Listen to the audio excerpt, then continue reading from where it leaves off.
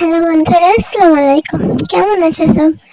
আজকে এই বর্ষার দিনে মুচমুচে মুড়ি খেতে ইচ্ছা করছে, তাই মুড়ি মাখা রেসিপি বানাচ্ছি। চলো, প্রথমে মুড়ি দিলাম, এরপর চানাচুর, পরিমাণ মতো, যতটুকু মুড়ি মাখাবা ততটুকু পরিমাণ মতো চানাচুর, এরপর চিপস, তারপর দিলাম শসা কুচিয়ে রাখা শসা, সাথে পেঁয়াজ কুচি, লঙ্কা কুচি, কাঁচা লঙ্কা কুচি আর কি, তারপরে দু একটা পরিমাণ মতো রসুন কুচি, আদা কুচি, পরিমাণ মতো বিট লবণ, হালকা করে জিরে গুঁড়ো, হালকা করে লাল লঙ্কা গুঁড়ো,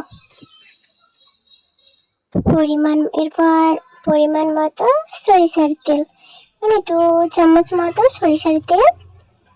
সো ফাইনালি গরিবের মুচমুচে মুড়ি মাখা রেডি। যদি ভালো লেগে থাকে তাহলে সাবস্ক্রাইব করে দিন আর কমেন্টে জানাইন।